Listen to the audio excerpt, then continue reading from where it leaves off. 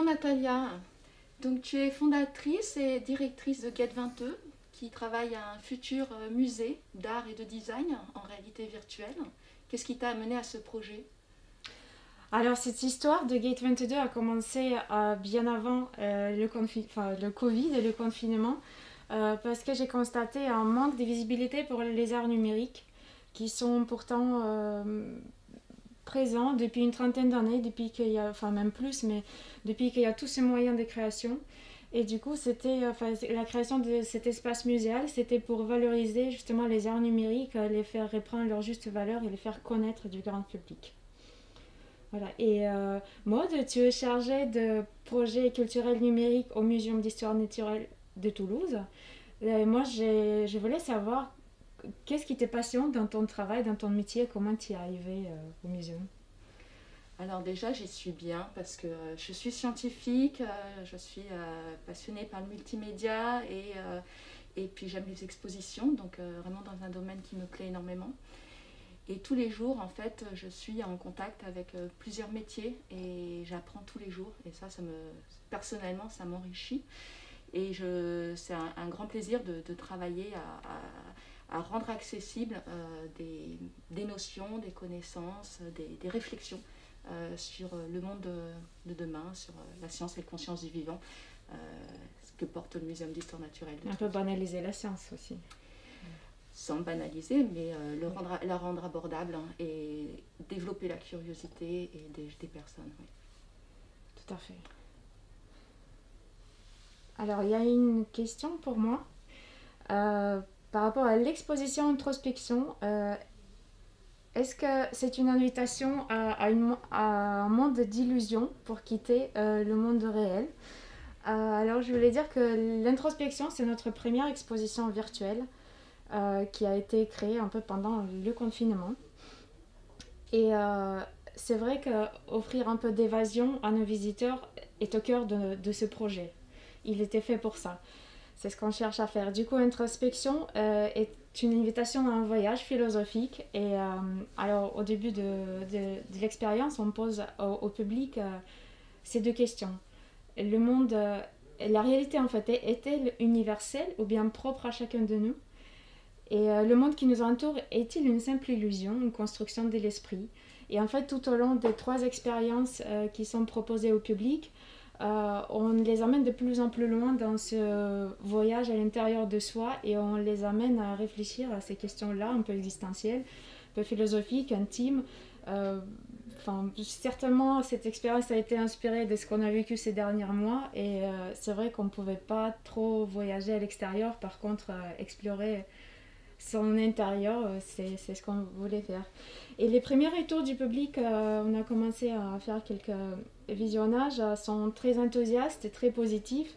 Et ce qui me réjouit le plus, c'est que les gens qui ressortent de cette expérience, ils ont vraiment les étoiles dans les yeux. Et ils disent ils sont vraiment partis loin. Et c'est ce que c'était, introspection, un voyage à l'intérieur de soi. Très intéressant. Alors moi j'avais une question un petit peu provocatrice qui demande comment se positionne un muséum par rapport aux diffusions des blogueurs et des youtubeurs. Donc elle est un petit peu provocatrice parce que en fait ce sont deux offres coexistantes qui sont complémentaires et heureusement parce que comme ça apporte une diversité auprès des internautes. Et typiquement, une des dernières expositions qui s'appelait Extinction, la fin du monde, le chef de projet a choisi justement de travailler avec des youtubeurs et de leur proposer un lieu d'expression dans l'exposition. Donc on avait le message narré des scientifiques pour l'exposition, l'observation des objets et ce petit focus avec des youtubeurs comme Ami des lobbies et tout le monde s'en fout. Donc on a bien vu que ça a été très bien reçu, cette complémentarité en fait dans une scénographie, dans un parcours d'exposition. Puis ça vous permet aussi d'élargir votre public en profitant aussi du public des youtubeurs. Oui, c'est vrai. Toujours un peu plus de visibilité. C'est vrai. Alors j'ai une deuxième question. Est-ce que la réalité virtuelle est une nouvelle piste pour la culture? Alors, à mon humble avis, oui, absolument. La culture a tout à gagner à utiliser ce média, on va dire. Autant il y a encore quelques années, on croyait que la réalité virtuelle va se développer plus dans le monde des jeux vidéo et de l'entertainment. Mais ces dernières années et mois montrent que la tendance se renverse un peu. Elle est beaucoup plus employée dans la formation, dans la culture et dans les applications de métier. Et moins comme un joujou en fait. On le voit vraiment plus comme un outil qu'un joujou. Il faut dire aussi que c'est un média qui offre une immersion sans précédent. Et c'est justement cet aspect-là que je trouve est très intéressant pour la culture. Parce qu'on vit dans un monde où la guerre à l'attention est déclarée. C'est-à-dire qu'on est submergé d'informations de partout, tout le temps. Tout le monde cherche à nous atteindre, à nous passer un message, à nous vendre quelque chose. Et il n'y a jamais de repli, il y a tout le temps des notifications, etc. On sait tout ce que ça fait. Et justement, la réalité virtuelle offre ces moments de repli dans ce monde de fou, en fait. Un moment où on peut se concentrer sur une seule et unique chose, sur le moment présent et sur l'expérience qu'on est en train de vivre. Et ça, je trouve que c'est un énorme atout de consommer la culture d'une meilleure façon qu'il soit. Parce que même dans le monde réel, on peut être perturbé par autre chose, par un téléphone qui sonne, par un voisin. Et là, je trouve que ce lien intime entre le public et l'œuvre, quelle qu'il soit, ou la culture, est vraiment privilégié et ça prend tout son sens. Alors, il y a une autre question qui m'était posée qui était de savoir quels étaient finalement nos retours de nos publics en ligne. Et alors de ça évidemment la fréquentation de notre site web a diminué, même de 30%, parce que finalement c'est là où on rencontre, où on consulte les offres pratiques, l'agenda, donc ça n'a plus lieu d'être. Par contre, on voit bien que sur notre Facebook, on a un nombre de nouveaux abonnés qui a franchement augmenté par rapport à l'année dernière. Et puis, on a ressorti, évidemment, mis en évidence des ressources numériques qu'on avait et on a travaillé à de nouvelles offres au moment du confinement, bien sûr. Typiquement, on a filmé une visite de notre directeur, Francis Duranton, qui est un sacré médiateur et qui emmène pendant 30 minutes les internautes à visiter le musée en y donnant plein de petites anecdotes.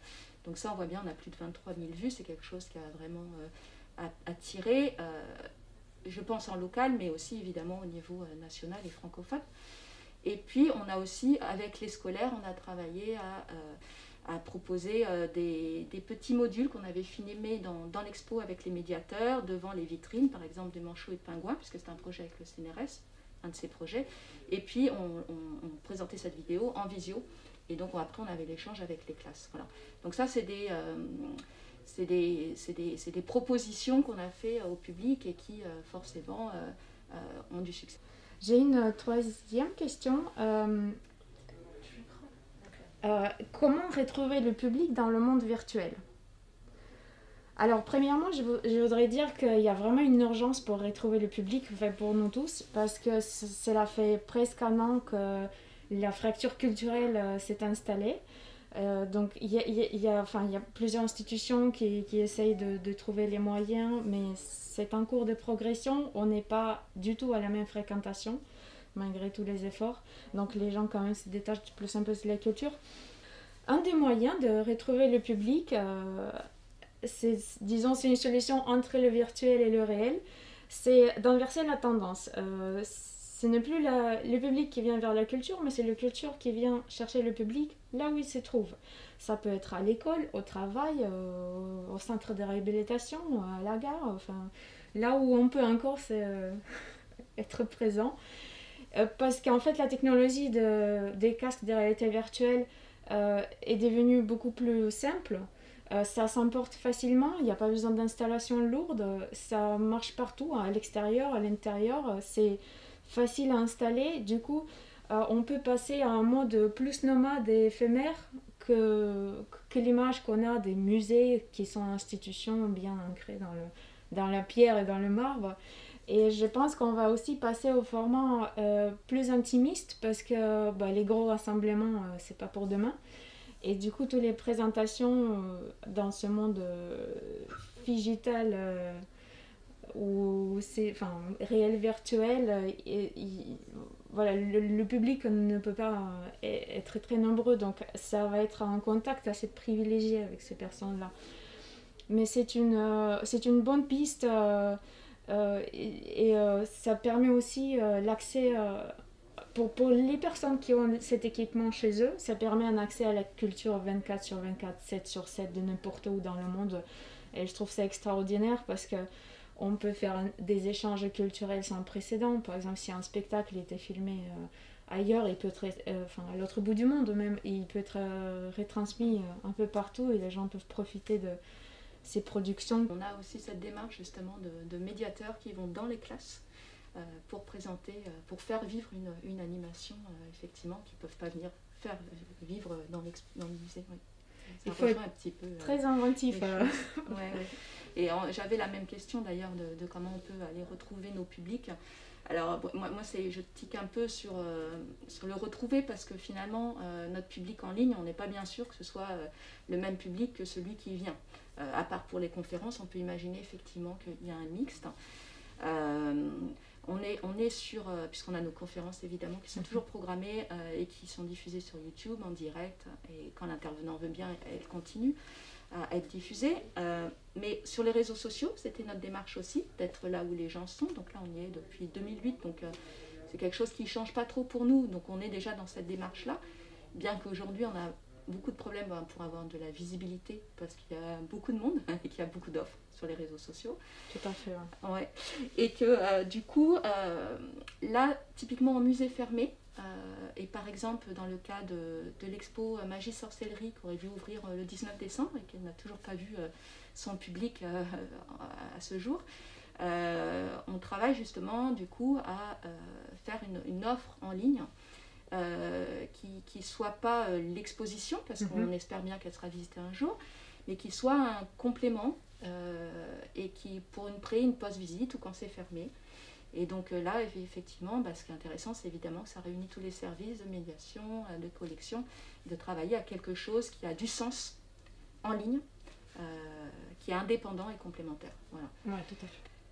Alors, il semblerait qu'il y ait une autre question qui me soit posée, qui est du public. Si on pense au jeune public, penses-tu qu'il y a autant d'émotions face aux animaux empaillés, je dirais naturalisés, derrière un écran? L'émotion, elle est différente. Je pense qu'il y a de l'émotion parce que, comme je vous disais tout à l'heure, on a tourné une vidéo. Alors, je donne l'exemple de Manchot Pingouin. On a tourné une vidéo avec, c'était une médiatrice, devant la vitrine, et on a fait des mouvements de caméra comme si on était un enfant qui rentrait dans l'expo, qui était devant la vitrine, et la médiatrice leur parle à eux, quoi. Vraiment. Donc, et cette petite capsule vidéo, après on l'a fait vivre en visio, certes, mais du coup il y a un échange direct avec la médiatrice aussi après. Donc on a... Les enfants pouvaient poser leurs questions Ils pouvaient poser leurs questions, interagir, etc.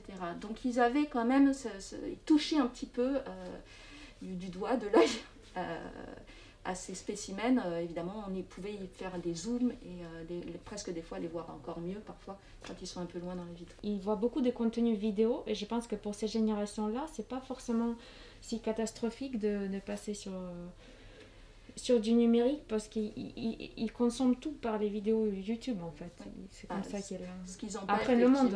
Ce qu'ils n'ont pas, c'est la sortie avec les copains dehors, c'est sûr. C'est encore autre chose. Ouais. Mais bon, je pense que voilà, pour nous, ce qui est important, c'est qu'il y ait une personne humaine en fait aussi qui soit là présente. Alors il y a une question, je pense pour moi. Est-ce que la réalité virtuelle est un moyen de donner accès à la culture aux personnes fragilisées, malades, hospitalisées, empêchées de se déplacer? Absolument, parce que il n'y a pas trop de contradictions pour porter le casque de la réalité virtuelle, peut-être un peu pour les personnes épileptiques, mais c'est qu'on fasse à tous les écrans, ça reste un écran. Mais justement pour les personnes fragilisées dont la réalité est très dégradée parce qu'ils sont malades ou ils sont en réhabilitation ou voilà, ils ont un handicap physique. Justement, ce genre de moyens, ça peut être une bouffée d'air parce que ça peut leur faire voyager, finalement sans bouger.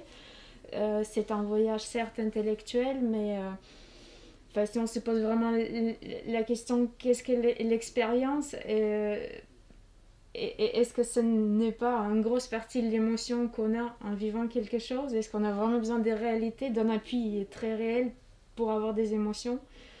Et enfin, après, on ne va pas lancer le débat sur la réalité, parce que si on descend au niveau des quarks, qu'est-ce qu'est la réalité? Il n'est pas grand-chose non plus.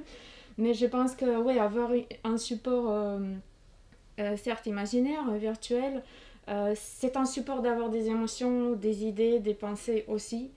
Et c'est une expérience, certes. Donc en fait, pour ces personnes-là, moi je dirais plutôt 2 fois qu'une. Hein. Enfin, c'est un bon moyen d'échapper à leur monde réel qui peut sembler peu attractif.